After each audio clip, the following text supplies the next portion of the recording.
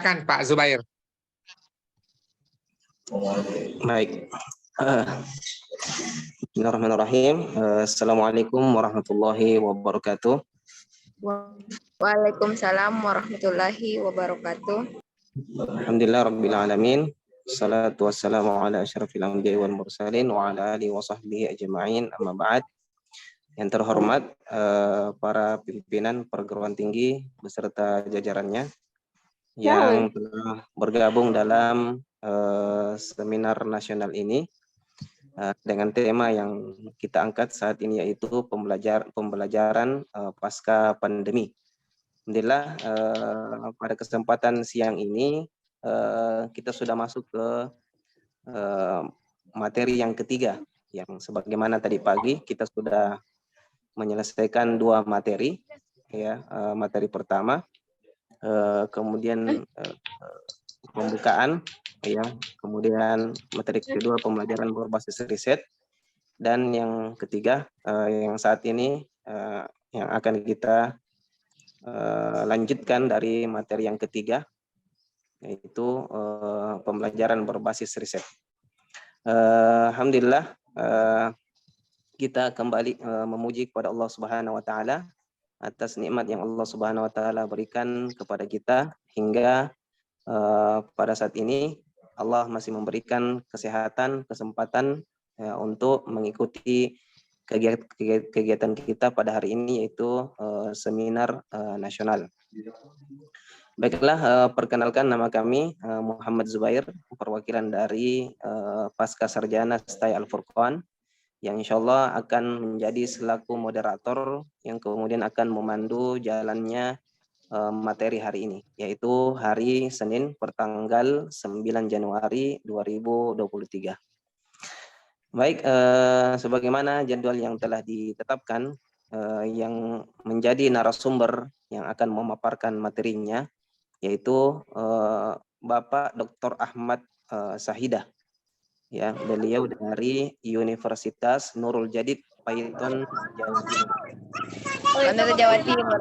Atau tema yang akan dibahas pada siang hari ini yaitu pembelajaran dalam tinjauan filsafat. Baik, karena kita dibatasi dengan waktu, kami berikan kesempatan kepada narasumber untuk memaparkan materinya tidak lebih dari 20 menit. Karena setelah itu kita akan masuk ke sesi tanya jawab. Ya, saya kira ini kepada Pak narasumber waktu dan kesempatan kami berikan. Silakan. Terima kasih Ustaz Zubair. Ya. Bisa dengar suara saya ya Ustaz Zubair ya? Bisa. Ya, jelas. Terima kasih Ustaz Zubair.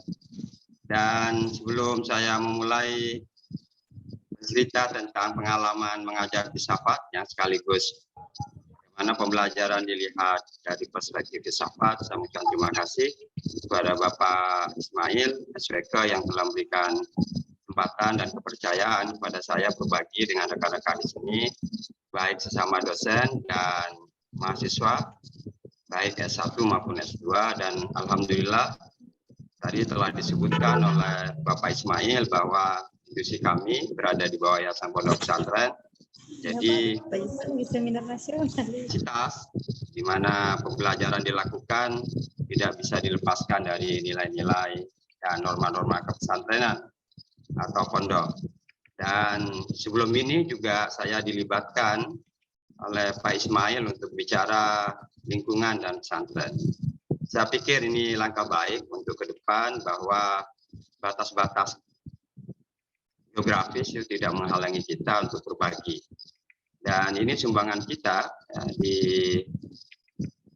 kalangan akademik yang selama ini masih terlalu formal ya pendekatannya. Saya pikir ini tidak formal dalam pengertian kita tidak lagi terlalu dibebani oleh, ya meskipun itu luaran penting, tetapi ruh dari percakapan ini jauh lebih penting.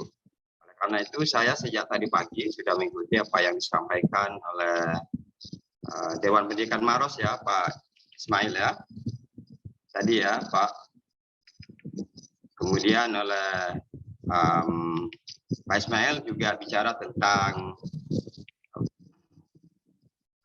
riset yang menurut saya itu juga harus dihayati oleh para pengajar dan para mahasiswa, dan ke depan mungkin kolaborasi antara dosen dan mahasiswa itu jauh ditekankan, karena proses pembelajaran menurut saya adalah setara. Jadi mahasiswa dan dosen harus didudukan sebagai subjek dan subjek yang selama ini mahasiswa sering didudukan sebagai objek. Kalau itu yang sering dilakukan, maka kedewasaan mahasiswa itu akan terhambat juga. Oleh karena itu, saya adalah seorang pendidik ya, yang secara filosofis itu adalah pedagogi kritis, ya, Rian, di mana mahasiswa bagi saya adalah subjek yang juga berhak untuk menyatakan pendapat, meneliti, dan menyatakan pandangannya tentang banyak hal. Nah, alhamdulillah sekarang saya akan fokus kepada apa yang saya ingin berikan kepada seluruh dosen dan mahasiswa di sini terkait pengalaman saya mengajar filsafat di Malaysia, dan secara langsung itu menunjukkan bagaimana filsafat mesti diajarkan dan lebih jauh bagaimana pembelajaran berbasis filsafat. Tanpa menafikan disiplin lain, sebenarnya setiap disiplin itu mempunyai dasar-dasar filsafat. Ya. Kalau kita mengajar ekonomi, pasti ada filsafat ekonomi, sejarah pasti ada filsafat sejarah. Betapa pentingnya filsafat. Bahkan di dalam penelitian itu juga ada filosofinya, yang ini menunjukkan bahwa filsafat tidak bisa dihindari dalam kerangka dunia akademik dan untuk menumbuhkan sains dan pengetahuan. Nah, yang saya ingin sampaikan juga foto di slide saya itu adalah ketika saya mengajar di UUM dulu, Universitas Utara Malaysia, dari 2011 sampai 2019 awal, ya. Dan di belakangnya itu rak buku di kamar atau di sana di bilik ya Pak Ismail. Jadi setiap dosen ada biliknya, ada kamar khusus sehingga dosen mempunyai tempat yang nyaman dalam tanda kutip, dan itu belum di Indonesia belum berorientasi ke sana. Mungkin ke depan ini yang juga sedang dibicarakan agar seluruh dosen ya, bukan hanya pimpinan, agar mempunyai ruangannya sendiri sehingga bisa jauh lebih tekun berada di universitas ya. Jadi tidak hanya mengajar kemudian pulang. Dan yang jauh lebih penting, pengalaman ini tidak kemudian menempatkan negara jiran itu melebihi kita, atau bahkan kita mengatakan bahwa kita lebih baik, tidak. Tapi pengalaman ini menjadi penting karena ada hal yang perlu kita juga ambil dari semangat bagaimana Malaysia mengembangkan pendidikannya, dan pada waktu yang sama kita juga harus menunjukkan Indonesia juga punya kelebihan. Kira-kira begitu yang ingin saya sampaikan. Yang kedua, kenapa kemudian saya dengan sangat senang hati menerima kelawaan undangan. Di slide saya banyak kata-kata Malaysia yang mungkin bisa dipelajari oleh teman-teman agar ketika kita pergi ke sana itu jauh lebih cepat beradaptasi. Yang kedua, ini juga menumbuhkan kesepahaman, karena saya khawatir perbedaan bahasa itu juga akan membuka ruang perbedaan tafsir. Oleh karena itu kita harus memulai percakapan itu dengan kesamaan pemaknaan. Kalau tidak, maka kita gagal menyampaikan pesan. Dan fungsi filsafat juga diantaranya adalah agar pesan kita juga sampai. Ini saya tunjukkan dua gambar ini ketika saya mengajar, sama seperti dosen lain sebenarnya, bahwa kami setara. Jadi hubungan dosen dan mahasiswa itu tanpa mengabaikan bahwa dulu itu juga banyak dosen kita yang mempunyai jasa besar ya, tetapi feodalisme itu menyebabkan dosen itu berjarak. Nah, seharusnya dengan pilihan pedagogi kritis itu dosen dan mahasiswa harus tidak berjarak sebenarnya. Ya kita ya di Malaysia sebenarnya juga ada nuansa feodalisme itu, malah lebih kuat menurut saya. Jadi orang kalau profesor itu ya harus dipanggil profesor, kalau dokter dipanggil dokter. Kita akan merasa tidak nyaman kalau keliru menyebut seorang dosen yang sudah dokter tidak dipanggil dokter, itu kesalahan tidak bisa diampuni. Itu kesan yang saya dapat ketika saya mengajar dan belajar di sana. Sebelumnya saya juga belajar di Malaysia, kalau Pak Ismail di UGM, ya, kampus yang sangat bagus, perpustakanya besar. Saya di SM sama juga, kampus yang besar dan perpustakanya juga besar. Ya. Nah, kalau kita lihat di UM ya di sebelah kanan itu saya pakai dasi karena kalau hari Ahad ya kita memulakan kuliah itu hari Ahad dan sampai hari Kamis. Hari Ahad sampai Rabu harus pakai dasi ya kalau di UM karena di hutan. Para dosen yang sudah pergi ke sana tahu sendiri ya suasananya ya. Jadi seluruh warga itu harus diatur rapi ya. Kalau tidak liar karena masih banyak monyet di situ. Jadi harus pakai dasi ya. Tapi kalau hari Kamis itu pakai batik sebelah kiri itu. Dan di sini juga yang kanan itu adalah mahasiswa saya Rahman dan sampai sekarang masih berkomunikasi melalui Facebook. Dan sebelah kiri masih berkomunikasi melalui Facebook adalah mahasiswa Malaysia yang berketurunan Cina ya. Nah di sana penyebutan Cina itu hal biasa, tapi di Indonesia sekarang itu dianggap tidak kurang tepat ya. Kita lebih menyebutnya Tionghoa, padahal itu juga akan menyebabkan kita gagal memahami sebenarnya kalau kemudian bahwa kata Cina itu tidak digunakan karena peoratif, padahal tidak ya. Ini sebagai sebuah identitas ya sebenarnya juga mempunyai stereotip ya yang ada di alam pikiran Melayu. Sebaliknya juga Melayu di mata kaum Cina, ya, Tionghoa juga ada sisi-sisi yang stigmatik ya. Nah, itu hal biasa. Makanya kemudian ketika saya mengajar filsafat, hambatan-hambatan psikologis itu bisa diatasi karena ternyata ada persepsi yang keliru, kemudian berpikir yang salah. Karena itu kenapa pelajaran ini menjadi penting sebab di Malaysia yang belum dibuka kembali filsafat sebagai prodi murni Pak Ismail ya, ditutup sejak tahun 80-an mungkin ya, karena dianggap tidak ada pasaran untuk filsafat murni ya. Kita tidak ya, masih ada banyak universitas yang masih menetapkan S1 prodi dalam bidang filsafat. Filsafat itu adalah pilihan elektif di sana, semua jurusan harus mengambil mata kuliah pilihan, salah satunya adalah filsafat yang saya ajar. Nah, ini menjadi menarik karena sebenarnya dari seluruh prodi yang ada di Malaysia, apakah itu hukum, politik, ekonomi, seharusnya memang di awal-awal semester itu harus belajar filsafat atau kalau di barat itu ya, critical thinking, pemikiran kritis, karena itu diperlukan. Apalagi tahun 2050 World Economic Forum meramalkan bahwa pemikiran kritis itu salah satu kompetensi yang harus dipunyai oleh mahasiswa.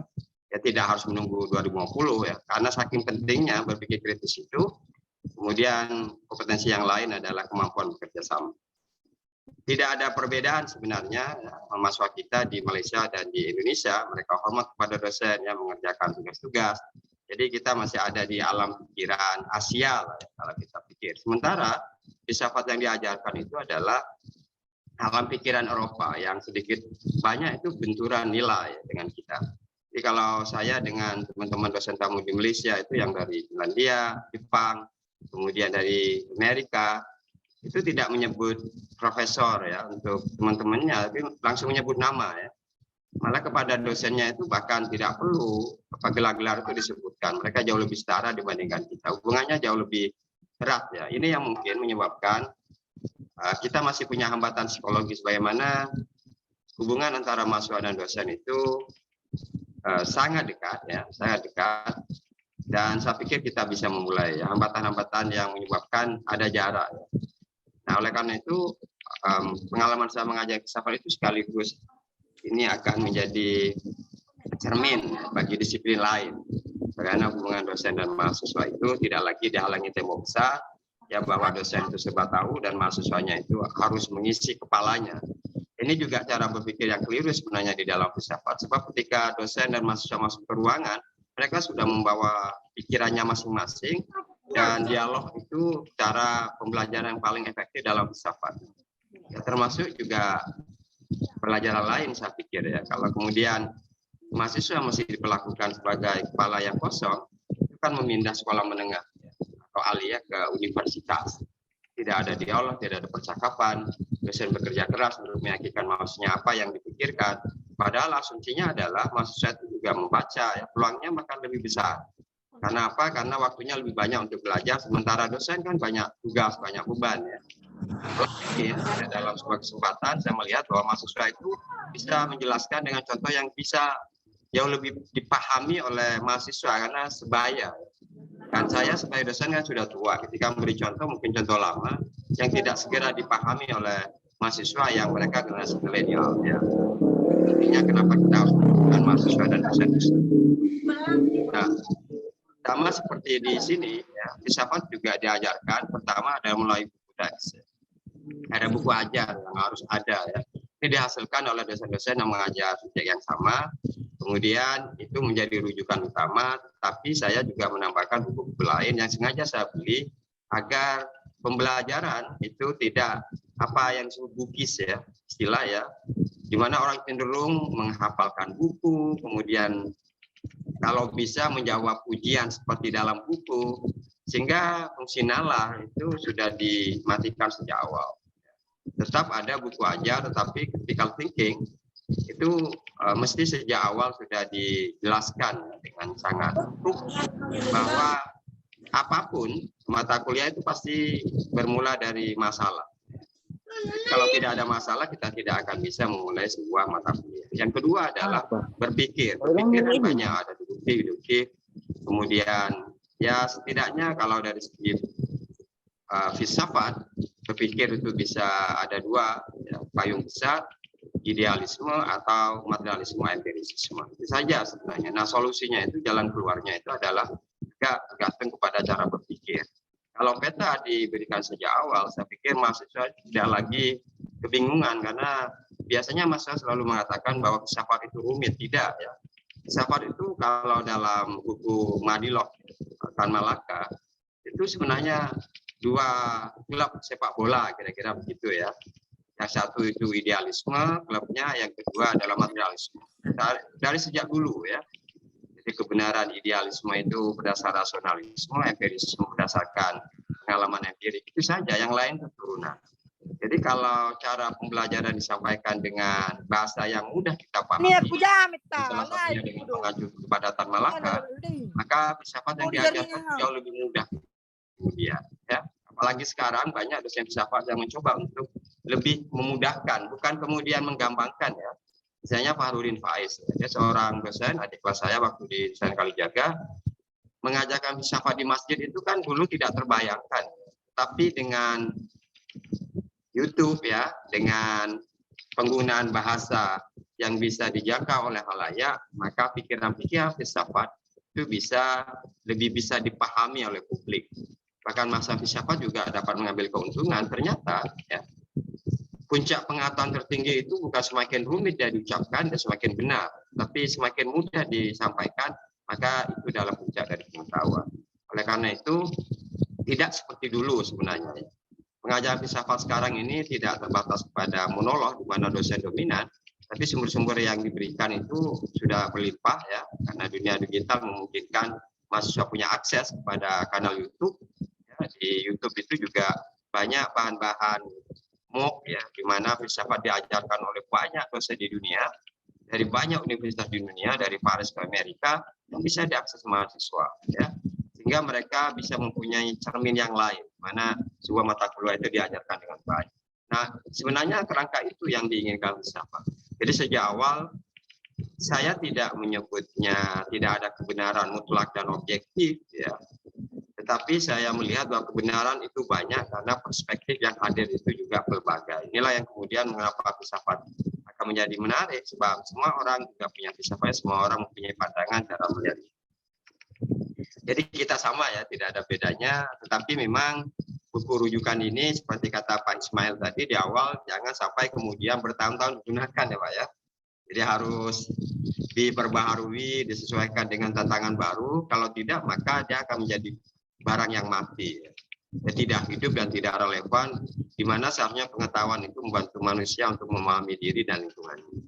Dan memang sebagian besar buku ini ya meskipun berbasis pada pemikiran Yunani, tapi pada waktu yang bersamaan di dalamnya ada nilai-nilai etik ya, yang menjadi kepanjangan dari pikiran itu sesuai dengan konteks Malaysia. Jadi agama apa yang ada di Malaysia kemudian dijelaskan. Ya meskipun keduanya sumbernya berbeda, filsafat itu manusia, agama itu Tuhan, saya pikir ada titik temu ya, lurus lah katakanlah ya. Nah, mungkin titik temu itulah yang perlu dikembangkan ke mahasiswa. Nah, inilah silabus kita RPS, di sana juga ada. Ini yang saya bisa tunjukkan ketika saya mengajar filsafat. Tapi yang perlu dipahami adalah mind map, ya, peta pikiran. Perlu dijelaskan kepada mahasiswa sejak awal, dan bagaimana filsafat sama seperti yang lain harus disampaikan secara grafis, ya, akan lebih mudah. Sebab yang menjadi kekhawatiran saya, Pak Ismail dan Pak Zubair, adalah kita tidak lagi asik dengan pikiran kita karena kita merasa sudah menguasai materi. Padahal secara intelektual setiap orang itu beda cara menangkap pelajaran. Yang pertama ada audio, dia mendengar saya sudah paham. Ada yang visual, ya, dengan melihat. Jadi maka tampilan-tampilan grafis semacam ini itu perlu dihadirkan agar mahasiswa itu bisa mencerap. Dan yang terakhir itu adalah kinestetik, di mana saya pernah mainkan film The Age of Darkness, ya, untuk menjelaskan apa pengertian baik dan buruk di dalam filsafat. Kalau saya menjelaskan teorinya Kant, kemudian Jeremy Bentham, diberi gambaran visual, itu mungkin sebagian 2 orang atau lebih bisa menangkap. Tapi ada yang lain yang perlu media film. Dan saya melakukan itu karena di Malaysia kelasnya kelas teater, ya, mahasiswa itu kelas besar, dan audiovisualnya juga bagus, sehingga setelah pemutaran film kita diskusi tentang apa yang kita bicarakan. Jadi nanti saya akan jelaskan kenapa al-qaidah minal maddah, bahwa materi itu penting, tapi al-qaidah metode itu jauh lebih penting, ahamu. Kalau tidak, kemudian banyak dosen yang asik dengan pikirannya sendiri, ya. Ya, mungkin saya pernah merasakan dan melalui itu, tapi ketika kita membuka diri, oh ternyata mahasiswa saya nggak paham, ya. Melalui nanti saya tunjukkan gimana mahasiswa harus dievaluasi dengan cara mereka diminta menulis apakah di beberapa pertemuan mereka paham atau tidak. Yang kedua, apa harapan mereka terhadap kuliahan selanjutnya. Ditulis tangan, ya, agar mahasiswa punya interaksi yang intens dengan apa yang dipikirkan. Sebab kalau mengetik nanti bisa cenderung copy paste, ya. Ini yang kami sangat khawatirkan di belakangan ini. Oleh karena itu, di mana-mana saya mengajar, saya memberikan ruang. Ada beberapa tugas yang harus tulis tangan, ya. Karena itu makin hilang dari dunia mahasiswa, dan ini akan menyuburkan copy paste, ya, salin dan tempel. Oleh karena itu, dengan gambar grafis seperti ini, saya pikir siapapun melihat filsafat dengan secara mudah, ya. Jadi awal-awal orang harus mengambil keputusan, dan mengambil keputusan itu bisa emosional, rasional, tidak bisa dihindari. Tetapi ketika kita menganalisis, itu kan membutuhkan pendekatan. Pendekatannya memang multi perspektif, ya, tidak hanya filsafat. Filsafat hari ini itu adalah sebagian tidak mengatakan kecil, tapi dia bisa besar ketika kita bicara gambar besarnya. Kemudian ketika reasoning menggunakan penalaran memang cenderung dipahami. Di Malaysia disebut penaakulan dari aklun. Nah, ini yang perlu juga dipahami oleh teman-teman di Indonesia.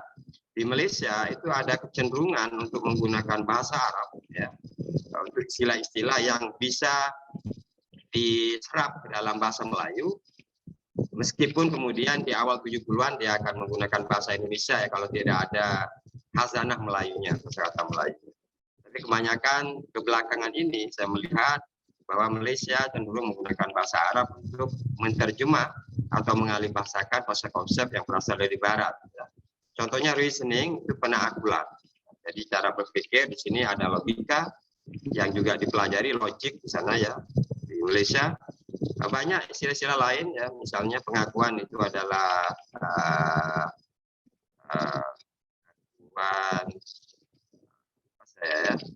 jadi ada bahasa Arab untuk pengakuan yang nanti saya mungkin ingat. Jadi ada banyak bahasa Arab yang digunakan untuk, kalau TU itu pentadbiran, untuk administrasi tadbir dari bahasa Arab. Nah, yang terakhir yang paling penting sebenarnya adalah problem solving, mengatasi masalah. Mahasiswa itu mengatasi masalah.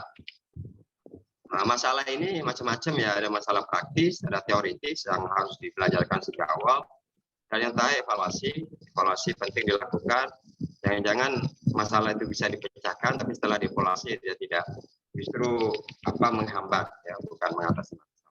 Dengan penjelasan grafis seperti ini, ya, tidak lagi audio, maka mahasiswa mempunyai cara lain untuk memahami. karena kecenderungan tadi ada 3 sebenarnya ya, garis besar di mana mahasiswa memahami, termasuk mempelajari filsafat. Dulu filsafat diajari dalam teks, tapi sekarang itu sudah ada gambar, ya. Kemudian ada film, media sudah sangat banyak, dan mungkin bisa juga dilakukan di media ya, mata kuliah yang lain itu juga perlu, agar mahasiswa itu tidak bosan ya. Yang saya melihat generasi milenial itu kan generasi yang multitasking dan melakukan banyak hal dalam satu waktu ya, yang kemudian kalau cenderung monolog kita akan membosankan bagi mereka. Kan mereka sudah terbiasa dengan gawai, mereka terbiasa dengan media, bahkan mereka terbiasa dengan pesan-pesan pendek. Ini yang juga menjadi tantangan kita. Padahal ya, kunci dari sebuah pembelajaran itu kan fokus. Filsafat itu menuntut kita fokus atau memberikan perhatian. Dari Goldman menulis buku yang sangat bagus ya, fokus ya, buku kecil itu kuncinya itu adalah masa bisa nggak menaruh perhatian. Kita tidak kemudian mengatakan karena filsafat itu adalah ilmu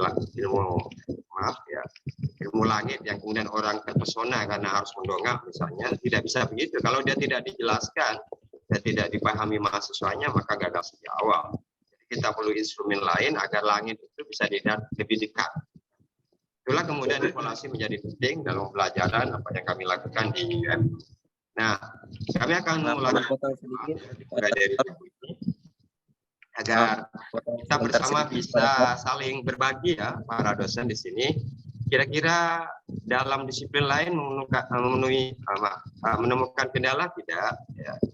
Sebab saya selalu di beberapa pertemuan itu kemudian minta mahasiswa coba tulis apa kesan Anda dari pembelajaran sejak pertama, karena biasanya pertama itu orientasi teori, saya menjelaskan termasuk kontrak kuliah, kemudian setelah menyampaikan materi baik melalui teks ya maupun visual ataupun film misalnya. Nah, jadi ketika mereka bercerita ternyata dugaan saya kadang keliru. Ternyata banyak yang saya anggap biasa bagi mereka menarik karena perspektifnya beda. Nah ini yang perlu diperhatikan, tetapi ya ini penting. Tidak kemudian semuanya diserahkan kepada mahasiswa. Mereka anak zamannya ya, dan mereka dipengaruhi oleh banyak godaan ya. Misalnya adalah konsumerisme, hedonisme, itu yang tidak bisa dilakukan. Dan ketidakmampuan untuk mengatur waktu karena tersandera oleh gawai. Kalau saya lihat di banyak kampus misalnya, kalau ada mahasiswa begitu asik dengan handphonenya atau dengan laptopnya, itu bukan fokus ya sebenarnya. Mereka multitasking biasanya. Masuk Telegram, ada link, lihat link, pindah ke sana kemari. Mereka berlari ke sana kemari, tidak produktif, dan itu yang sering ulang-ulang. Nah ini kalau dibiarkan begitu saja, mahasiswa ke depan tidak akan produktif. Melakukan banyak hal, tapi bukan satu tema atau satu topik. Jadi mereka tahu banyak, tapi tidak dalam. Itu kalau kemudian kita membiarkan mereka mengikuti dunianya. Tapi ada mahasiswa juga serius misalnya. Ya, dan mungkin kelebihan itu yang ada di pondok, mahasiswa dilarang menggunakan telepon genggam, ya meskipun ada kekurangannya ya akses mereka kemudian terbatas. Tetapi ketika diberikan kebebasan, apakah mahasiswa menggunakannya dengan baik? Itu kan juga perlu dievaluasi. Nah, itulah kenapa pendahuluan saya mengutip dari Edmund Sullivan ini, karena beliau menulis buku yang sangat baik di kanan itu. Saya membaca terjemahannya ya, itu sudah diterjemahkan di Malaysia, pembelajaran transformatif ya, ketika rapat 21. Ini mungkin perlu dibaca bersama oleh kita ya, yang tidak dibatasi kepada satu disiplin tapi disiplin lain, agar kita melihat kembali kira-kira pendidikan yang diajarkan oleh kita mata kuliahnya itu relevan atau tidak. Saya pikir ya, kita telah menghadapkan mahasiswa atau siswa itu pada dua dunia. Dunia pengetahuan di mana harus dihafal karena itu sudah ada silabus, apakah dari pusat atau dari institusi ya. Yang kedua dunia keseharian yang tidak ada hubungannya ya. Jadi mereka bermain, bercanda itu tidak terkait dengan pengetahuan. Ada dunia yang dirawat. Oleh karena itu, maka dengan pernyataan yang pertama yang dikatakan oleh Edmund Sullivan ini, dia berpendirian globalisasi itu menjadi satu agama. Maksudnya anak-anak kita, mahasiswa kita kan sudah terserap ke dunia media sosial. Mereka tidak dibatasi oleh dunia, karena mereka tinggal. Ada yang suka K-pop, ya, ada yang suka macam-macam ya. Dan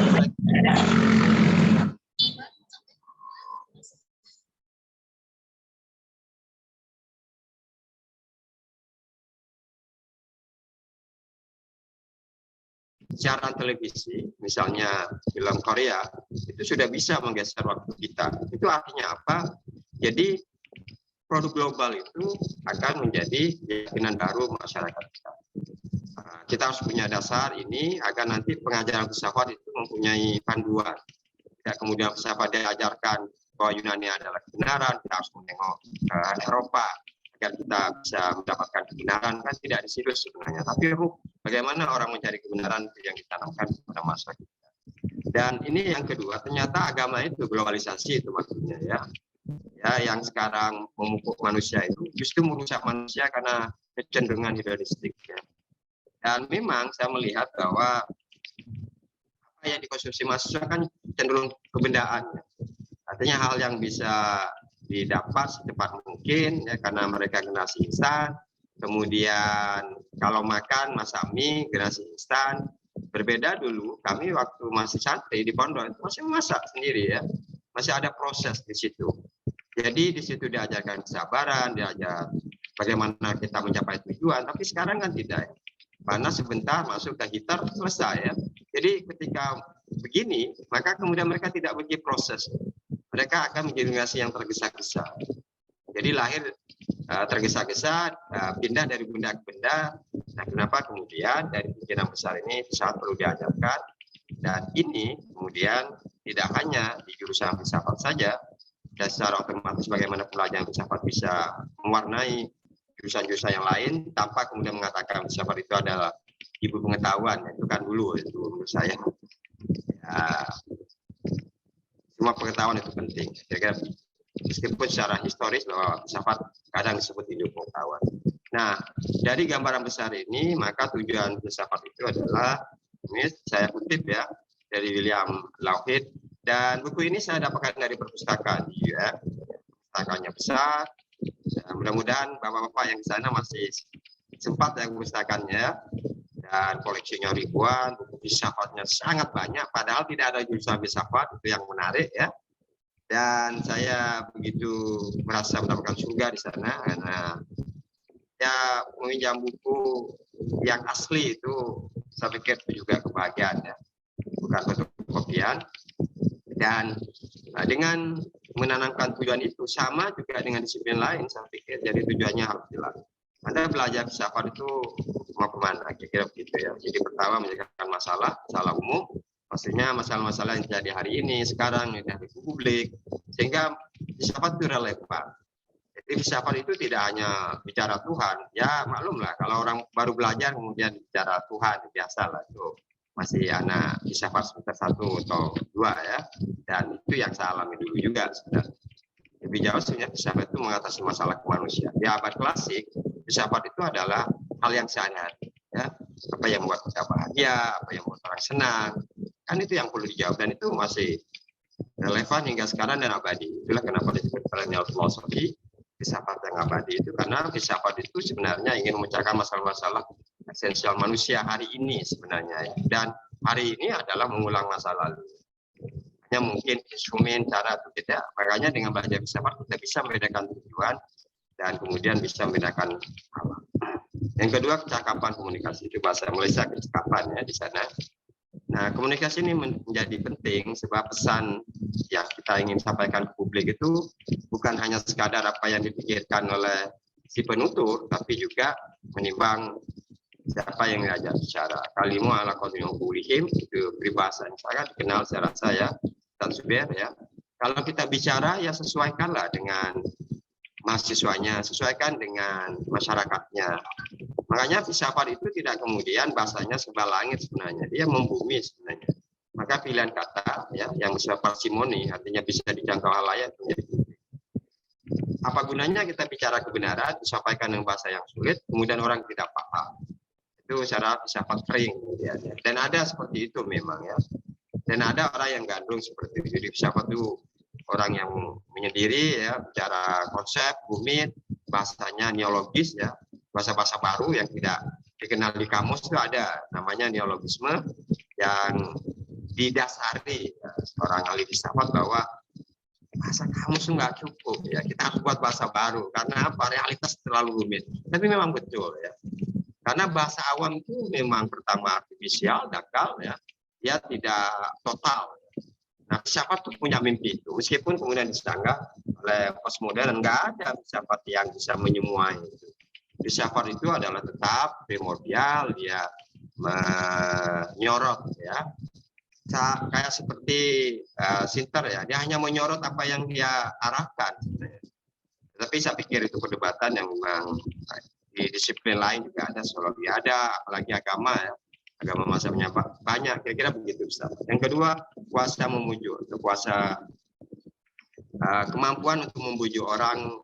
Nah, ini penting, ya, karena kan kalau kita berbicara kan sebenarnya ada kecenderungan orang agar orang percaya. Nah, itu filsafat fungsinya di situ. Dan percakapan-percakapan atau dialog Plato kan juga begitu, kan. Jadi selama kita bercakap-cakap itu ada teorinya gimana agar orang itu bisa akhirnya tertarik. Ya, ada patos, logos, dan eros. Itu setidaknya gimana agar orang itu tertarik. Itu konsep filsafat yang harus dipunyai oleh siapa saja sebenarnya. Apakah dosen, manusia, pidato, politisi, ya, sangat penting, ya. Eros, patos, logos. Yang terakhir yang keterampilan menulis. Nah, ini yang juga penting sekarang. Dan ironinya, ya, ketika mahasiswa kita sangat akrab dengan texting dalam tanda kutip, ya, menulis chat, ya, menulis WA, pesan di sana, tetapi sebenarnya itu masih bahasa lisan yang dipindah ke bahasa tulis. Padahal bahasa menulis itu jelas berbeda dengan bahasa lisan. Ada parol dan lang, ya, di dalam filsafat yang perlu dibedakan, karena bahasa tulis itu mempunyai aturannya sendiri, dan kalau his, ya, verbalisme itu bahasa tulis itu harus jelas agar misalnya itu tidak disalahpahami. Jadi mungkin Anda menulis yang orang itu tidak akan salah paham, kira begitu.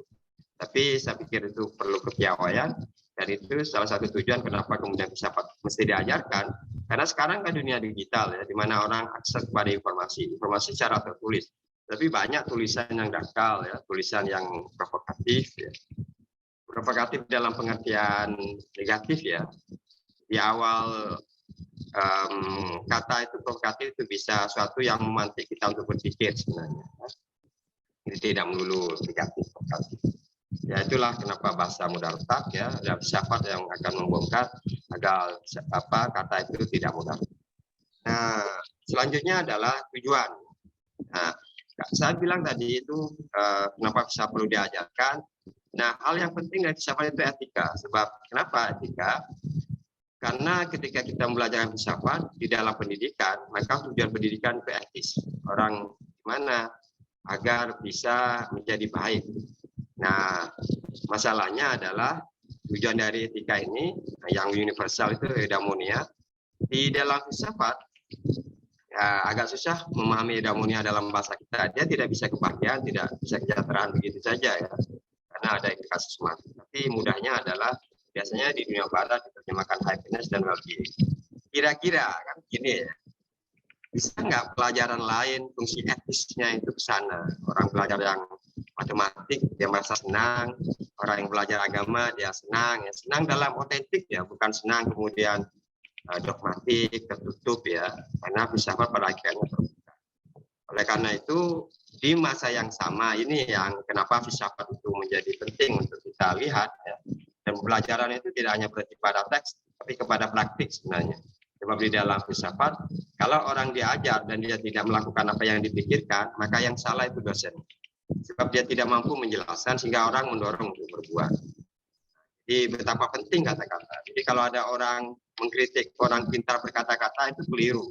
Justru orang yang pintar berkata-kata itu orang yang bisa menyusun pikirannya, dan dengan kata-kata dia mendorong orang lain untuk berbuat, itu sebenarnya. Tetapi kan sekali lagi mengatakan karena konsep kebahagiaan tidak pasti, ya, determinate. Saya ada buku tebal yang saya jadikan rujukan ini. Saya beli, ya. Saya beli di Kuala Lumpur yang saya akan tunjukkan bukunya itu yang menjadi rujukan buku ini. Nah, apakah kemudian ketika tidak pasti, tidak ada kesatuan pendapat tentang kebahagiaan, apakah tidak ada tarif minimal tentang kebahagiaan? Nah, dari seluruh bacaan itu memang akhirnya diputuskan, ya, meskipun itu bukan keputusan akhir, bahagia itu rumusnya sederhana. Happiness sama dengan pleasure, senang. Di Malaysia itu serono ditambah tujuan hidup. Jadi kalau orang hanya senang saja, tidak akan bahagia. Kalau dia punya makna, punya tujuan hidup, gabungkan dengan kesenangan yang bisa dia raih, maka itu kebahagiaan. Ya, kita mungkin akan setuju dengan proposisi ini, tapi yang paling sulit memang contoh. Menggambarkan proposisi dalam contoh, bahkan film misalnya atau drama itu kan paling sulit ya. Konsep selesai, definisi selesai. Tapi ketika orang berikan contoh kan orang bisa berdebat dan mungkin keliru contohnya. Tetapi setidaknya film Kiamat Sudah Dekat menurut saya adalah film yang berhasil menerjemahkan konsep ikhlas. Jadi itulah kenapa kemudian saya selalu mencari film. Ketika tema hari ini misalnya tentang etika baik dan buruk, maka saya cari film The Age of Darkness itu. Ya, sehingga kemudian setidaknya contoh-contoh itu bisa membantu mahasiswa memahami tadi. Nah, terkait dengan kaidah atau metodologi mengajar, sama seperti yang lain, kita ada tugas ya. Mahasiswa perlu dikasih tugas ya, saya pikir ya, agar mereka bukan berhenti hanya menyerahkan tugasnya ya, kita nilai itu dapat A plus ya oleh saya. Kemudian kenapa kelompok agar bekerja sama. 2050 mahasiswa kita harus pintar bekerja sama ya, untuk mengurangi individualisme. Yang pertama, yang kedua, nggak ada karya yang lahir dari satu kepala sebenarnya. Karya-karya besar itu sebenarnya kumpulan dari banyak pikiran sebenarnya. Yang mungkin Steve Jobs ya menghasilkan handphone, tapi kan sebelum itu ya dia menggabung dari karya-karya orang lain. Jadi nggak ada orang yang kemudian sendirian menemukan sebuah karya. Nah, ini penting juga, karya itu tidak hanya diserahkan makalahnya. Saya minta di sana disebut minit musyawarah. Jadi harus ada nutulensi. Jadi kapan mereka musyawarah, di mana, terus siapa yang hadir. Ini sebenarnya kontrol ya. Kalau di dalam bahasa panoptikon itu oleh Michel Foucault, mudah sebenarnya mengontrol mahasiswa itu sebenarnya tanpa mereka sadari. Oke, Anda membuat tugas makalah. Pasti yang membuat itu orang yang dianggap paling pintar, dari 5 orang satu ya. Nah, kalau dibiarkan begitu saja, maka hal seperti ini akan terus terjadi. Kalau saya tidak ya. Jadi siapa yang hadir dan setiap orang harus dicatat usulnya. Kalau nggak ada berarti Anda gagal merumuskan apa yang Anda selesaikan. Sehingga setiap laporan ya dari nutulensi itu si A mengusulkan apa, si B mengusulkan apa, si A menulis apa, sehingga karya itu lahir dari banyak orang, bukan kemudian udahlah si A itu pinter loh, nanti traktirlah ya gitu. Wah, itu sebenarnya kita telah merusak pendidikan itu dari kepala kita sendiri sebenarnya. Nah, tidak hanya itu saja. Jadi apa yang kita diskusikan itu adalah sesuatu yang dekat dengan kita. Nah, gambar di sebelah kanan itu amalkan gaya hidup sehat. Itu ada di blog saya ya, saya sempat mencatatnya. Jadi dalam perjalanan ke sebuah masjid di Kedah, ya saya melihat baliho ini, amalkan gaya hidup sehat. Maka kemudian saya jadikan itu tema perbincangan filsafat. Filsafat itu adalah bercakap tentang apa yang dialami oleh masyarakatnya, bukan masyarakat lain. Kan kemudian berjarak dengan realitas kalau kita ngurus masyarakat yang lain. Ya, dan apakah baliho itu bisa menyampaikan pesan pada masyarakat kan harus diteliti. Ya, sebab saya khawatir baliho itu hanya proyek saja, gitu ya. Sehingga filsafat mesti hadir untuk siapa, dilakukan oleh siapa, kemudian objeknya apa, terus siapa yang harus melakukan, kira-kira begitu ya. Jadi percakapan kita harus memberikan jalan keluar. Sehingga ketika saya menyodorkan ini, amalkan gaya hidup sehat, apakah merokok itu sehat atau tidak? Nah, kemudian timbul perdebatan di situ ya. Nah, di dalam seni percakapan itu ada taking both sides, ada dua pihak yang berbeda pandangan, ya kan berhadapan-hadapan ya, yang presentasi. Kemudian bisa dibalik, yang setuju rokok menjadi tidak setuju rokok dan sebaliknya yang tidak setuju menjadi setuju. Jadi ingin menguji sejauh mana mereka yakin dengan pikiran-pikirannya. Dengan mengajarkan ini kita empati, ya kita merasakan sepatu orang lain itu yang perlu dilakukan. Kita kan tidak ya. Jadi orang kalau ada di kelompok A, dia diperlakukan sebagai kelompok A. Makanya di universitas harus diajarkan, Anda kelompok A, gimana kalau Anda jadi kelompok B. Jadi Anda membela B, sehingga dia berusaha untuk memahami yang dia lawan, untuk mengerti apa sih sebenarnya yang ada di kepala orang itu. Kan empati muncul ketika kita meninggalkan itu dan masuk pada ruang ya, kepala dari orang yang misalnya kita tidak suka. Jadi percakapan itu seperti itu baru kita berpikir jalan keluar. Kalau tidak kemudian yang ada itu adalah pemaksaan idealisme. Padahal secara sosiologis ya, menurut Habermas, nggak mungkin orang bisa kompromi kalau idealismenya itu dipaksakan. Dan setelah itu baru secara kita apa yang disebut oleh Habermas itu adalah konsensus minimal. Jadi ada nggak konsensus minimal yang perlu dilakukan agar hak orang merokok itu diakui? Iktiraf, betul. Pengakuan itu iktiraf ya, dalam bahasa Malaysia. Itu dari bahasa Arab Arab. Iktiraf. Sementara orang yang anti asap rokok itu juga dilindungi. Tidak semua kemudian dua ini bertengkar tanpa ada kekuasaan yang mengatur. Makanya di Malaysia 3 meter dari warung makan itu dilarang merokok. Itu ingin memberi ruang yang merokok silakan, ada batasnya. Yang tidak kuat asap rokok ya Anda harus dilindungi karena perokok pasif misalnya itu tidak baik bagi kesehatan ya. Jadi percakapan itu bukan hanya sekadar setiap orang menyampaikan pandangannya terus benar dan Anda ikut, tidak ya. Orang yang matang itu jalan keluarnya itu kompromi atau konsensus minimal dalam bahasa Arab. Nah, yang penting itu ada evaluasi dan penguatan dari seluruh proses kita mengajar filsafat itu. Maka evaluasi itu seperti yang disampaikan tadi mahasiswa ya di kiri itu mahasiswa Cina ya. Saya minta Anda menulis 3 paragraf pengalaman Anda belajar filsafat. Kemudian apa harapan Anda? Di situ ada apresiasi terhadap saya, ada kritik. Nah kalau dosen nggak mau membuka kritik, dia akan bubal sebenarnya. Akan memaksakan orang harus ikut pikiran saya gimana. Wong orang nggak paham pikiran saya disuruh ikut pikiran saya. Jadi orang itu diberi ruang untuk bicara. Nah salah satu bukti otentiknya adalah bahwa saya memberikan mereka kesempatan untuk mengeluarkan unek-uneknya. Anda kalau berbeda dengan saya, Anda paham. Kalau Anda sama dengan saya, Anda nggak paham. Sebab kepahaman itu lahir dari sejarah, latar belakang pendidikan. Nah, Anda beda sejarah dengan saya, kok sama pikirannya, itu kan itu paradoks. Sehingga mereka berani kemudian dorongan tanpa merasa bersalah karena berbeda. Sama kemarin masa saya di Unmuja, mereka menolak Epictetus yang saya kutip. Sebenarnya dia masih agak sungkan ya, menyatakan pandangan yang berbeda dengan saya, tapi dia menolak. Supaya Epictetus mengatakan bahwa filsafat itu tidak diucapkan tapi dilakukan. Bagi saya pikir ini soal tafsir juga.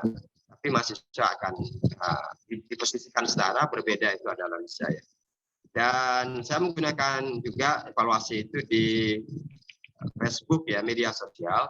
Orang tua menggunakan media sosial itu memang sebenarnya sudah bukan waktunya, itu kan lahir setelah generasi belakangan ini ya, kita tidak bermain itu. Tapi kalau kita mau masuk ke pikiran generasi hari ini kan harus masuk ke ruang mainnya. Mereka bermain di TikTok, ya mungkin nanti Ustadz Zubair menyampaikan dakwah melalui TikTok, kan nggak ada masalahnya karena mereka sangat aktif di TikTok. Jadi digunakan media mereka untuk eksplorasi dan penguatan sekaligus. Karena berpikir tanpa media, saya rasa tidak mungkin sekarang. Kalau saya masih asik dengan lisan di kelas, tidak menggunakan media itu, ya mahasiswa itu akan mendengar hal yang tidak penting dari TikTok dan yang lain. Jadi penguatan itu harus menggunakan media sosial. Nah, tapi ada hasil pembelajaran. Hasil pembelajaran itu kira-kira tujuan besarnya agar mahasiswa bahagia itu gimana cara menghitungnya? Gimana cara mengukurnya? Nah, saya menggunakan Oxford Happiness Questionnaire. Jadi ada soal selidik, ya, kuesioner kebahagiaan Oxford. Ada 29 pertanyaan. Saya ini hasilnya yang kiri itu ya. 6 itu sangat bahagia, 1 itu tidak sangat bahagia. Ya. Dan ternyata di awal dan akhir itu beda. Kalau di awal itu mereka angkanya itu 3, 4. Tapi kalau di akhir bisa 5 sampai 6. Karena saya membuka ruang untuk gimana sih cara kita menjawab pertanyaan agar kita paham dan selanjutnya bahwa kita sangat bahagia misalnya. Tetapi saya bilang itu syaratnya harus jujur ya, tidak boleh tidak jujur. Itu yang sebelah kanan itu adalah tulisan saya di sebuah media koran. Saya setiap minggu ya, setiap hari Selasa tulisan saya dimuat terkait falsafah harian. Ini makin menumbuhkan. Besok saya akan menulis tentang kebersihan. Nah, jadi kalau tidak ada kejujuran ketika kita menyatakan pendapat, orang tidak akan pernah bahagia sebenarnya. Makanya dari 29 pertanyaan itu untuk mengukur mahasiswa bahagia atau tidak, itu sejak awal sudah diberikan orientasi. Kamu mau jawab ini apa adanya, ya, tidak ditakut-takuti, tidak punya implikasi nilai, ya, hanya karena ini adalah ingin mengubah diri kita, maka kita harus jujur. Itu hasil pembelajaran. Jadi hasil pembelajaran itu tidak hanya angka yang saya input di e-learning, ya, di sana itu tidak, tetapi ada hubungan personal di mana saya tahu dekat siapa yang mahasiswa yang aktif, pasif, ada mahasiswa yang ada mahasiswa yang menurut saya lihat dia tidak menunjukkan minat, kemudian jarang masuk. Oh, ternyata dia ibunya sakit. Jadi dosen itu hadir tidak hanya pada persoalan pelajarannya, ya, tapi sikap hidup dari mahasiswa. Itu baru kehadiran kita. Meskipun tidak harus mengajar filsafat untuk peduli, ya, tidak. Tapi bagi saya, ketika saya mengajar filsafat, manusia itu dilihat secara umum. Kemudian ini kesimpulannya terakhir, ya. Jadi dalam bahasa Arab, al-qa'idatu ahmu minal madda, ini kita tahu semua. Metode yang saya gunakan itu dari banyak hal dengan menimbang cara belajar mahasiswa. Yang kedua, asas pemikiran, ya, di sana kodenya SDN 1043 itu membuat mahasiswa berpikir dan bertindak. Jadi saya tidak hanya menilai apakah mereka menjawab ujian, tetapi ketika ada tugas-tugas lain, mereka melakukan nggak apa yang mereka pikirkan. Itu juga bisa dilihat. Nah, tanpa ini mereka akan mengulang hal yang sama, bahwa ujian itu adalah di atas kertas, ya. Ujian itu sangat matematis, logis, ya. Padahal ya ujian yang paling berat saya bilang kepada mereka ujian kehidupan, karena tidak ada tanggal dan tidak ada bukunya. Ujian kehidupan itu bisa dilalui kalau pikiran Anda sudah selesai melihat realitas yang seutuhnya. Nah, yang terakhir adalah isu yang dibicarakan itu sehari-hari sebenarnya. Ini penting agar dunia sekolah, dunia lingkungan kita itu menjadi satu kesatuan. Kan aneh, ya. Kita membawa silabus dari pusat, ya, diajarkan, dan itu bukan dunia keseharian kita. Gimana kita menjalankan dunia keseharian tanpa pengetahuan? Kemudian gimana kita menjalankan pengetahuan, tapi itu bukan keseharian kita. Maka yang ada adalah orang menghafal agar lulus, ya. Di rumah dia mendapatkan pengetahuan dari media sosial yang tidak ada saringan, ya, tidak ada renungan. Nah, itu yang saya bisa sampaikan. Dan terakhir rujukan saya itu ada beberapa buku yang happiness itu saya beli di Kinokuniya Kuala Lumpur. Mungkin rekan-rekan nanti kalau jalan-jalan ke Malaysia bisa mampir ke Kinokuniya, Pak Ismail bisa aja, ya. Itu buku sangat besar, punya Jepang, ya, banyak buku filsafatnya. Philosophical Journey, tadi Pak Ismail menyentuh tentang journey, bahwa pembelajaran itu adalah perjalanan, ya. Ada lika-liku, ada hambatan. Filsafat juga begitu. Filsafat itu bukan jalan lurus, tapi berkelok, ya. Tapi kalau kita tahu kelak-kelokannya, ya akhirnya kita sampai kepada tujuan. Nah, itu yang terakhir, buku Sains Pemikiran Etika yang telah saya tunjukkan di depan. Itu buku ajar, buku teks yang utama. Jadi itu yang saya bisa sampaikan, Ustaz Zubair, mudah-mudahan bermanfaat, bahwa pembelajaran dalam perspektif filsafat itu hakikatnya adalah mengantar kita untuk mengenal diri, ya, kemudian setelah mengenal diri, orang mengenal Tuhannya, dan dia menjadi manusia. Terima kasih. Assalamualaikum warahmatullahi wabarakatuh. Waalaikumsalam warahmatullahi wabarakatuh. Waalaikumsalam warahmatullahi wabarakatuh. Masya Allah. Terima kasih banyak kepada Bapak Dr. Ahmad Sahida yang telah memaparkan materinya. Tentu materi pembahasan tentang pembelajaran dalam tinjauan filsafat saya lihat sangat luas pembahasannya, yang tidak cukup dengan waktu yang 1 jam, setengah jam, 1 jam. Jadi kami tetap berikan kesempatan kepada menyelesaikan makalah atau materi yang telah dipersiapkan. Kita masih ada kurang lebih waktu setengah jam, ya, dari sekarang masih ada sekitar 30 menit sesuai dengan jadwal. Kita buka sesi tanya jawab yang mungkin masih ada yang kurang jelas tentang penjelasan Bapak Dokter, ya, kita buka dari peserta yang hadir pada saat ini. Silakan mungkin bisa men-raise hand untuk kita persilahkan. Ya, sampai saat ini belum ada yang raise hand, silakan. Yang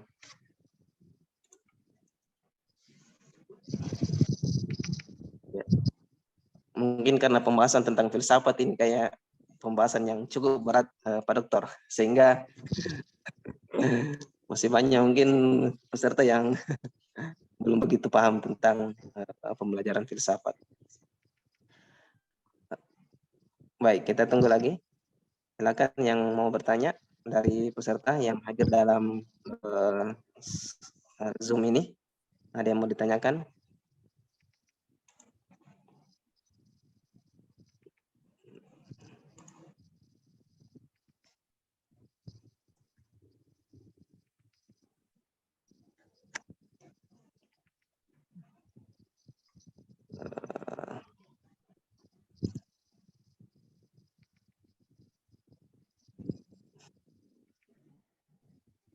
Ada yang mau bertanya? Kalau tidak ada yang bertanya, mungkin saya ini mengawali sambil nanti mudah-mudahan setelah ini ada yang bertanya. Ya, baik. Terima kasih moderator. Tentu apa yang disampaikan oleh Mas Ahmad Sahida tadi adalah sebuah perjalanan juga di mana beliau dari University Science Malaysia, the University in the Garden, jadi perguruan tinggi yang justru dalam taman. Nah, itu kemudian pindah dari taman ke hutan, dan alhamdulillah 81 orang dari Indonesia, 16 perguruan tinggi. Alhamdulillah kita mendapatkan kesempatan berkunjung ke perpustakaan yang disebut oleh Mas Ahmad Sahida tadi, plus kita dijamu makan siang berupa nasi biryani di Kedah di sana dalam kunjungan itu.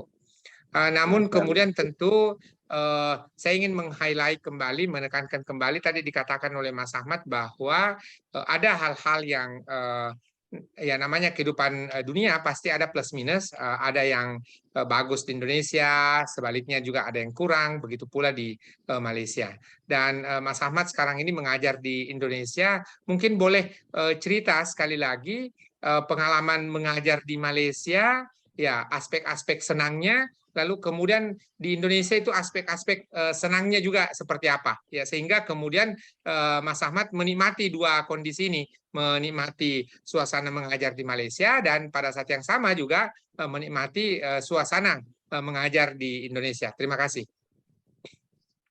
Terima kasih Pak Ismail. Ini bagus ya, karena juga ada internal juga dan evaluasi internal juga sebenarnya ya, tidak sedang menunjuk pada orang lain atau institusi. Dan tentu dengan pengalaman mengajar yang lama itu berarti saya senang tinggal di sana. Sebab siapapun yang mengajar di sana secara kehidupan itu terjamin dalam tanda kutip ya. Tidak kemudian itu adalah satu-satunya ukuran rasa nyaman itu ya. Tetapi pada waktu yang bersamaan dosen-dosen di Malaysia saya pikir memang selesai soal gaji ya yang pertama, yang kedua adalah fasilitas penelitian. Jadi dosen didorong untuk melakukan penelitian dengan dana yang menurut saya mudah ya, karena yang S3 itu, yang doktor itu masuk ke fase apa, kemudian profesor fase apa, yang baru masuk itu, sehingga dana FPRS itu ditentukan sesuai dengan tingkat atau golongan. Jadi pasti secara otomatis mereka akan mendapatkan dana dengan mudah. Itu senang ya kalau Bapak berhikmat di sana ya, dosen-dosen, apalagi yang lokal ya saja. Kemudian di Malaysia tentu tidak akan menafikan bahwa ada peran dan tanggung jawab moral bahwa kita harus beriman kepada masyarakat. Saya melihat dosen-dosen di Malaysia itu lebih fokus ke dunia dan karir akademik.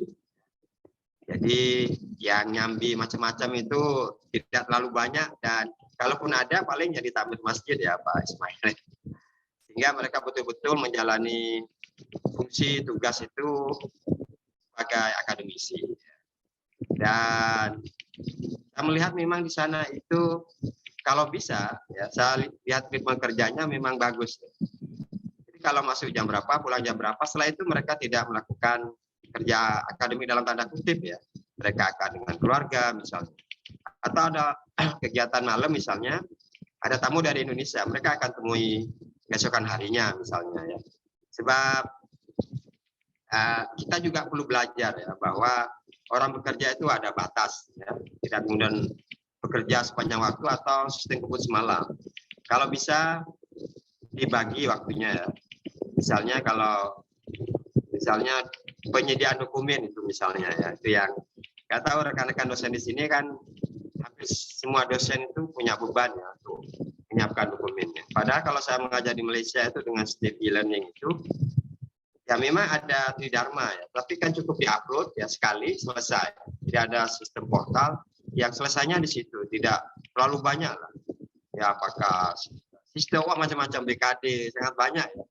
Tahu saya di Malaysia itu ada e-learning, masuk laporan di situ, dekan evaluasi, udah memenuhi persentase selesai ya. Jadi sangat simpel menurut saya. Nah di Indonesia mungkin karena enaknya itu adalah kita ini tinggal di tanah kelahiran yang secara emosional itu sudah terbiasa dengan kultur ya, maka rasa nyaman pasti hadir ya. Yang kedua mungkin panggilan moral ya, bahwa pada akhirnya kita akan berbakti pada negeri. Mungkin agak romantis dan klise, tapi saya pikir itulah sumbangan yang bisa diberikan kepada Indonesia. Oh, kita mungkin Pak Ismail juga masih punya kesempatan berkhidmat ya, di Malaysia 2-3 tahun ya, mungkin ambil 2 tahun mengajar di Malaysia untuk menyegarkan ya. Karena di sini nggak ada sabatikal ya Pak Ismail ya. Ya, kalau di Malaysia pasti 5 tahun setelah mengajar mereka diberikan ya, sabatikal itu bukan sabatikal leave ya. Cuti sabatikal itu bukan kemudian kita tidak melakukan kerja akademik ya. Biasanya mereka ke luar negeri ya, menghasilkan buku, itu kan bagian dari menyegarkan pikiran, membuka suasana baru. Kita belum, sabatikal itu enggak ada. Di mana dosen itu bekerja sepanjang tahun sepertinya ya. Padahal kan kalau sabatikal ada cuti setahun untuk misalnya di Singapura atau di Australia, mereka kan membuka jejaring baru dosennya di Malaysia ya. Kemudian membuka suasana baru itu kan penting. Dan nanti kalau pulang kan mahasiswa juga akan menimba pengalaman. Jadi tidak akan melihat dosen yang itu saja ya. Kalau mereka tidak pernah keluar. Tetapi pada waktu yang bersamaan mungkin ini bisa disihati dengan bahwa dunia digital sekarang itu sudah tidak ada dinding. Tapi kan pengalaman journey itu kan tidak hanya virtual ya, maya. Kalau rekan-rekan nanti ya kita akan membangun kerjasama yang jauh lebih utuh nanti ya, kita harus pergi ke Himalaya, kemudian ke NUS agar melihat dari kita bagaimana sih mereka mengelola universitasnya. Jadi enak dan tidak enaknya, baik dan buruknya itu relatif, tapi ada hal yang objektif ya. Malaysia bagaimanapun juga dalam banyak indeks mereka lebih baik ya terkait dengan dunia akademik ya. Jadi rankingnya di atas kita rata-rata dan kita masih di bawah. Meskipun kualitas individunya seperti Prof. Ismail lebih bagus ya, secara dengan usaha lain. Tapi kan itu individu-individu bukan sistem. Yang kita belum bangun adalah sistem. Ke depan nanti sistemnya perlu dibangun sehingga perguruan tinggi di Indonesia itu juga tidak lagi bicara apakah setara atau tidak, betul-betul dia punya tanggung jawab akademik atau tidak, kemudian keberpihakan, nah itu penting juga. Kita tidak semestinya harus menjadi Malaysia untuk menjadi baik, karena kan mereka hidup dengan alamnya, kulturnya, kita juga beda, tantangannya beda, dinamikanya juga beda, tetapi semangatnya kan sama. Pertama mengajar, meneliti, dan mengabdi. Nah mengabdi kan itu juga perlu disoal lebih jauh menurut saya. Di Malaysia mengabdi itu sangat terbatas ya, tapi sekarang sudah relatif terbuka. Kalau kita kan tidak, pengabdiannya luas. Mengikuti organisasi ini, itu, wah sampai sibuk sehingga mahasiswa bisa terlantar misalnya. Kan itu juga bukan pengabdian. Jadi itu yang mungkin kritik internal di sini tidak enaknya di Indonesia karena pengabdiannya terlalu luas. Padahal kalau kita menjadi dosen misalnya, ini Pak Ismail. Saya belajar di USM, profesor pembimbing saya telepon, Prof, SMS, Prof bisa ketemu nggak? Belum ada Android waktu itu ya, masih SMS text. Iya, 5-10 menit saya di jalan. Selama saya di bawah bimbingan beliau hanya sekali, beliau tidak bisa ditemui karena ada di Brunei. begitu mudahnya bertemu profesor pembimbing di Malaysia. Tapi kalau di Indonesia, coba. Jadi hal seperti ini seharusnya tidak terjadi karena profesor di Indonesia itu banyak yang sekolah ke luar negeri. Itu yang di Malaysia juga yang saya alami ya, enaknya sebagai dosen itu tanggung jawabnya jelas. Misalnya hari kosong, itu namanya office hour. Jadi dosen itu punya jam kantor. Kapan bisa ditemui mahasiswa untuk konsultasi, untuk curhat. Jadi seminggu kita ngasih jadwal. Jadwalnya sudah ada di pintu, hari apa mengajar, apa mengajar. Nah, jam konsultasi itu hari Rabu, Kamis. Kalau di saya masih belum terbiasa. Jadi kapan saja mau ketemu, SMS Tuhan. Bukan kita tidak menyediakan waktu, tapi mengatur kan juga perlu ya. Sehingga tidak ada mahasiswa terutama yang Pak, ini udah tinggal seminggu Pak, kalau enggak saya di demo Pak. Wah, itu kan peta kompli namanya ya. Nah, kalau tidak diatur ya, seperti di Malaysia misalnya bahwa mahasiswa harus ketemu hanya 2 jam di hari ini, 2 jam di hari besok, maka mahasiswa kita akan terbiasa menemui kita kapan saja. Mungkin sistem itu juga perlu diatur di Indonesia. Itu yang tidak enaknya kalau di Indonesia. Nggak tahu di Makassar gimana suasananya. Ini juga perlu dibiasakan. Bukan kita sok sibuk ya, tapi juga ingin mengatur, mereka juga harus disiplin. Kalau tidak ya mahasiswa akan melihat, saya sudah ngirim tugas. Kok nggak dilihat ya? Dia tidak melihat, dosennya kan banyak yang perlu dibimbing. Ya. Jadi pembelajaran ini juga perlu dilakukan secara sama-sama. Dan pelan tapi pasti saya pikir kita makin dekat dengan Malaysia ya. Jadi kita sudah punya UIII ya, yang internasional di Jakarta. Kemudian Prof. Pak Ismail sudah menginisiasi konsorsium, itu sebenarnya secara tidak langsung bahwa kita setara sebenarnya. Ketika kita berkomunikasi dengan orang lain kita setara, itu sudah bagus. Nah, kemudian mungkin yang tidak enaknya di kita itu apa ya? Ya beban ya menurut saya.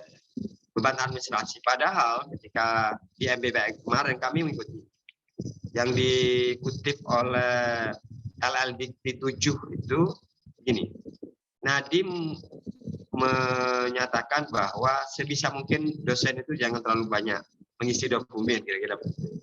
Tapi sekarang apakah itu sudah bisa dilakukan? Kan tidak sebenarnya masih dokumen. Tidak sesimpel apa yang saya lakukan waktu mengajar di Malaysia. Itu yang saya bisa sampaikan, Pak Ismail.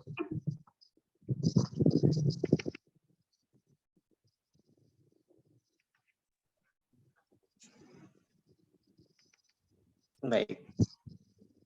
Apa sudah jelas Pak Dr. Ismail dari tanggapan?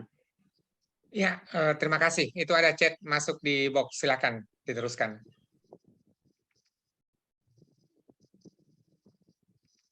Kami bacakan pertanyaan dari Ibu Yuniar ya.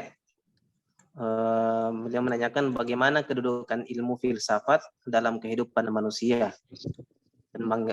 dan mengapa filsafat dijadikan sebagai induk dari segala ilmu. Iya, silakan Pak Dokter menjawabnya. Ya, terima kasih Ustaz. Pertanyaan ini abadi ya, dan akan selalu dijawab dengan cara berbeda. Pertanyaan pertama, kedudukan filsafat itu penting karena ada dasar dari segala ilmu. Jadi setiap disiplin itu pasti ada sisi ontologis, epistemologis, dan sosiologi.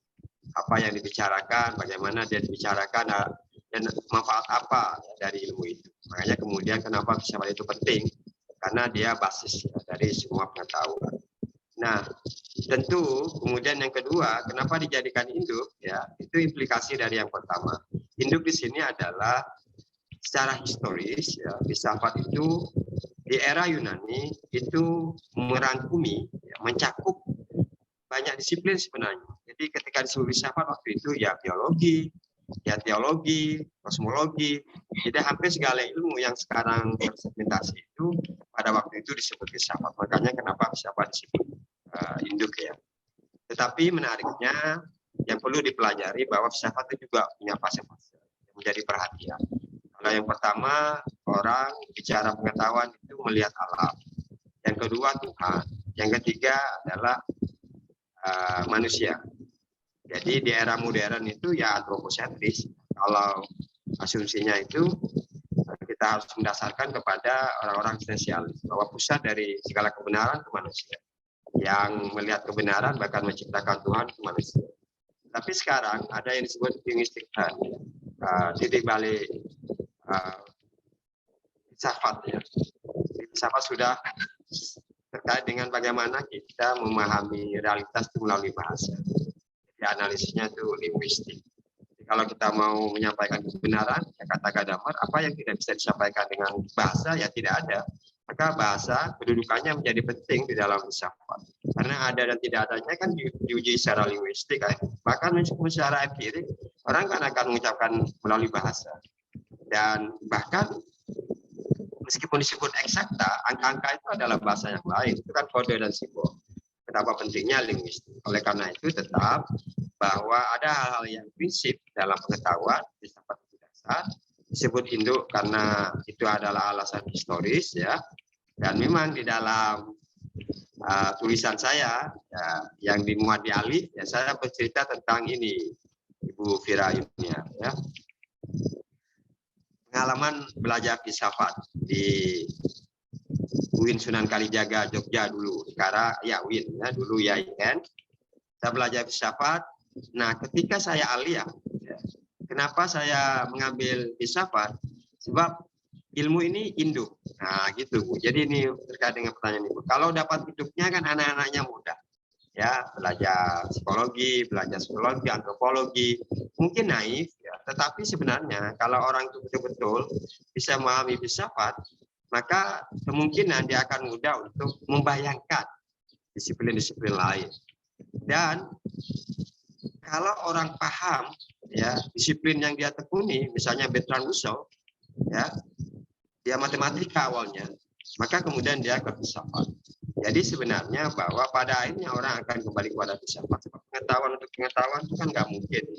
Pasti ada nilai di situ, ada perspektif, sehingga filsafat akan hadir.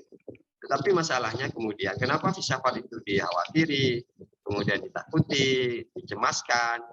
Karena ada sisi-sisi buruk ya dalam dunia filsafat. Buruk di sini dalam satu kelompok ya, di kelompok lain tidak.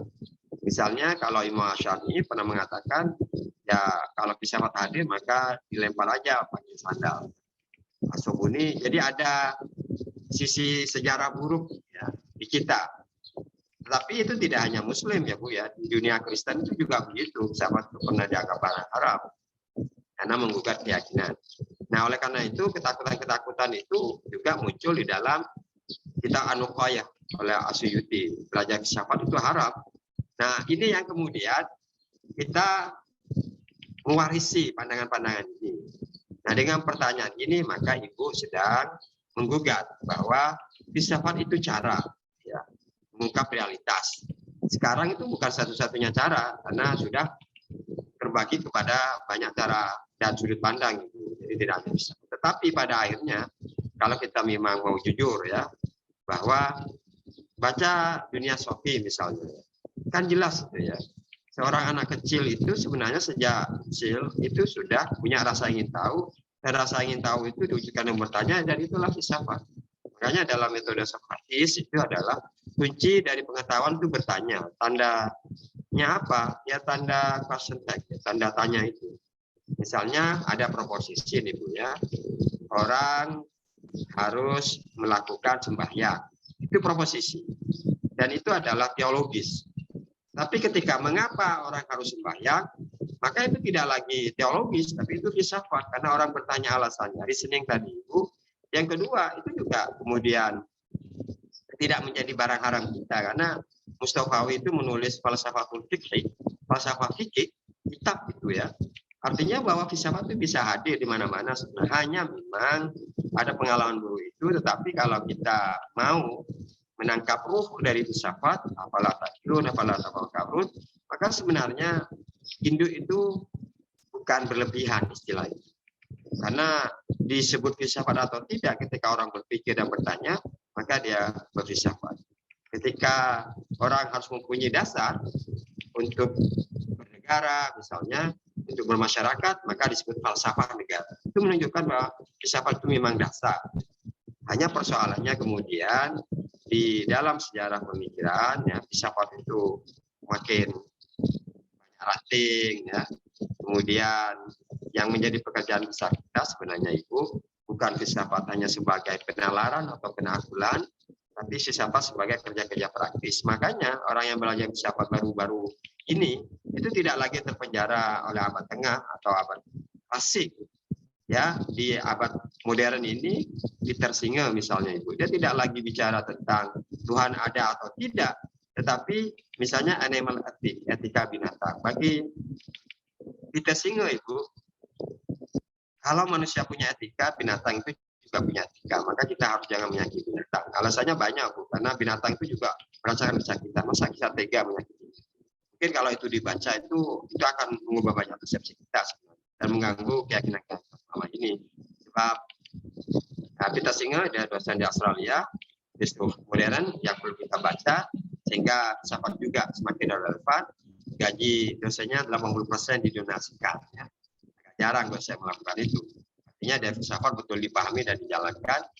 Nah kalau memang nanti ya ada kesadaran kalau binatang itu juga ada free kehewanan, jadi ada etikanya, maka orang tidak akan makan hewan karena itu terkait menjaga hak-hak binatang. Itu implikasi etis ya, menurut Peter Singer. Dan lebih jauh ini kan mengganggu keyakinan kita dengan hidupku. Ini kok pergi jauh nggak apa-apa Ustaz ya, biar panas ya. Ya, agar kita punya perspektif filsafat itu bisa menggedor ya, banyak keyakinan. Kalau dengan demikian maka bagaimana dengan hewan kurban, dengan udhiyah itu? Apakah binatang sembelian itu masih kita pertahankan? Nah, kalau la yanallah luhumha wala dimauha yang sampai itu bukan daging dan darahnya, tapi takwa, kepedulian kepada orang. Kan berarti bukan binatangnya sebenarnya. Kalau kita lebih jauh itu mungkin menarik ya ke depan. Kan agama itu tidak hadir dalam ruang yang kosong, makanya agama dipikirkan sehingga dia relevan dengan keadaan. Makanya Pak Ismail, saya itu kalau ke Padang itu membeli tempe saja, anak saya sudah mengurangi binatang, menjaga haknya ya, dengan disakiti Pak. Mungkin ini agak ya aneh, tapi bagi saya filsafat itu membuka ruang-ruang yang kemudian menggugah. Jangan-jangan kepercayaan kita itu diwariskan, kemudian kita takut keluar dari bayangan. Jadi filsafat itu bukan soal melawan begitu saja, tapi dia ada pikirannya. Filsafat bukan kemudian menolak kemapanan, sebab yang mapan itu ada kebaikannya, sebab dia terkait dengan orang mesti diatur. Tapi kemapanan itu bisa menyimpan kebohongan, ya, bisa menyimpan ada sesuatu yang culas kemudian disembunyikan. Karena itu kenapa orang harus bertanya. Dan filsafat itu adalah seni bertanya. Nah, tapi lebih dari itu, filsafat juga seni menghibur, Bu. Ya, ada tulisan yang bagus, Philosophy of Consolation. Filsafat menghibur. Jadi kalau dibaca buku itu, filsafat itu humor. Ya, misalnya, kalau Ibu ingin mengubah keadaan, itu hanya cuma mengubah kata atau menambah kata. Misalnya, orang sebelah mengetuk-ngetuk pintu, menyebabkan saya terganggu. Tetapi kalau kata menyebabkan dengan tidak, jadi orang sebelah mengetuk pintu, dan saya terganggu. Jadi dan itu orang mengetuk pintu itu dipisah dengan dan. Berarti terganggunya saya bukan karena ketukan pintu yang mengganggu atau latu-latu lah ya. Kan bunyinya itu sebenarnya mengganggu atau tidak kan soal pikiran kita, bukan soal latu-latunya. Tinggal mengubah kata dan menyebabkan itu. Sebab ada orang terganggu sebenarnya pikirannya sedang gelisah, maka dia harus cari cara jalan apa alasan di luar dirinya yang menyebabkan dia punya justifikasi menyalahkan orang lain. Jadi orang tidak pernah memeriksa dirinya sebenarnya. Siapa itu sebenarnya memeriksa diri ya. Makanya kalau Ibu dan saya Pak Ustadz ya terganggu ya dengan orang ya kita mungkin menghindar. Yang kedua mengatakan wah ini udah malam, saya mau tidur, jangan rame kan gitu. Sebenarnya filsafat itu sedang ingin mengajar kita bahwa sesuatu itu bisa dipercakapkan. Jangan kemudian diterima begitu saja, tidak enak, kemudian orang menyimpan kejengkelan. Oleh karena itu, di dalam tradisi komunikasi yang efektif, maka kita harus berdiri sejajar, bicara apa yang kita pikirkan, tetapi filsafat mengakui ada batas-batas. Karena ada batasnya itu kita berterima dengan disiplin dan pandangan lain. Oleh karena itu filsafat itu tidak kemudian hegemonik yang menganggap satu-satunya. Oleh karena itu tapi tidak nihil ya, seperti Nietzsche. Jadi segala sesuatunya itu dinihilkan, orang tidak punya nilainya bisa kemudian menabrak nilai yang sudah mapan. Mungkin tidak di situ ya pilihan saya sebagai seorang Muslim dan sebagai seorang dosen, filsafat itu cara kita lebih jauh melihat sesuatu yang dilihat terlalu dekat, ya, sehingga kita kemudian tidak melihatnya secara gitu. Filsafat itu menurut saya adalah kita melihat horizon atau cakrawala. Itu Bu Fira Yunia, terima kasih. Kayak nama bintang film ya, Fira Yunia namanya. Baik, saya kira sudah di apa namanya, Bu Niar, apa sudah jelas jawaban dari Bapak Dokter? Ya, mudah-mudahan sudah jelas ya, cukup ini menarik ya pembahasan tentang filosofi ini. Kemudian karena waktu yang membatasi kita sudah jam 3 ya, kurang berapa menit lagi. Mungkin bisa closing statement Bapak Dokter sebelum kita tutup. Ya, terima kasih Ustaz Zubair.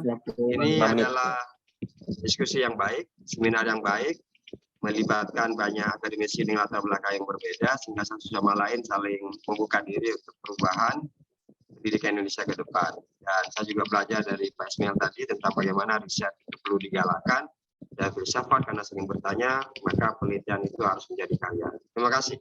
Assalamualaikum warahmatullahi wabarakatuh. Waalaikumsalam warahmatullahi wabarakatuh. Baik, alhamdulillah dengan berakhirnya pertemuan kita hari ini dalam seminar nasional, maka besar harapan kami para peserta bisa mengambil hikmah dari ulasan materi dari narasumber kita, dan tentunya bisa menjadi atau menambah hazanah ilmu kita, khususnya tentang filsafat yang telah dijelaskan oleh narasumber kita. Karena waktu sudah menunjukkan jam 3, sebagaimana jadwalnya selesai jam 3, maka pertemuan untuk materi hari ini kita cukupkan. Ya, dan kami sebagai moderator mohon maaf jika ada kesalahan atau salah ucap dari kami, dan mewakili juga pemateri, lebih dan kurangnya mohon dimaafkan. Kami tutup dengan kafaratul majlis. Subhanakallahumma wa bihamdik, asyhadu an la ilaha illa anta, astaghfiruka wa atubu ilaik. Ada mau disampaikan pada Dr. Ismail sebelum ditutup? Cukup, saya kira insya Allah sampai jumpa di jam 4 dengan pemateri kita dari Pak Asri Salatu, MA. Beliau kandidat doktor di Universiteit van Amsterdam. Ya, sampai ketemu insya Allah pukul 16 waktu Makassar. Terima kasih semuanya. Terima kasih Mas Ahmad Sahidah. Terima kasih Pak Ismail. Ya, terima kasih. Assalamualaikum warahmatullahi wabarakatuh. Waalaikumsalam warahmatullahi wabarakatuh. Bapak Ibu saudara-saudari, sampai jumpa pukul 16 insya Allah. Kita break salat asar.